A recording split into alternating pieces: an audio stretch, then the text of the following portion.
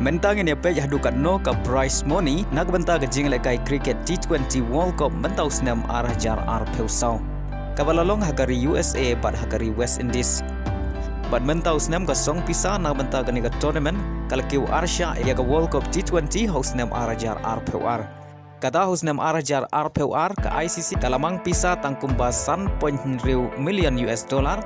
Henry mentau senam arah jar peusau ke ICC kalamang pisa hadu khatway pon arsan million US dollar.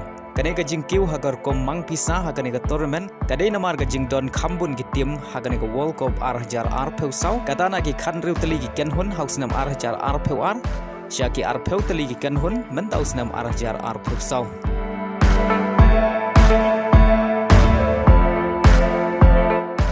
Mentang ini pej hadu kano kari ka balong ladu hakane ka T20 World Cup arajar peusau kane khore ka song pisa ya giri ye badon haga kerdan ka bakhat lai hadu ka kerdan ka peu kiora ka song pisa mar arspa peusan hajar US dollar ne iwei pon praklur haga pisa jokari India giri ye badon haga kerdan ka bakhandai hadu ka bakhat kiyo ya ka song pisa mar arspa saupnyo hajar sanspa US dollar ne kulur haka pisa jongkari India.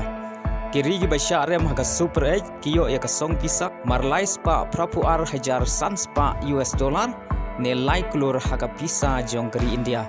Bat kiri gi barem haka semi final kiyo ya kasong pisa mar enyo spa prapu hajar sanspa US dollar lanen riu kulur haka pisa jongkari India.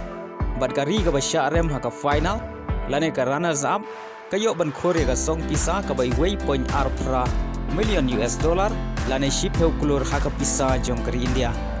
Bat kari ka biora nam ladu jong ka ICC T20 World Cup mentau senam jar peusau kaniora ka trofi rengkat bat ka song pisa ka bakot syaka point sausan million US dollar ne peu kulur tengka haka pisa jongkari India.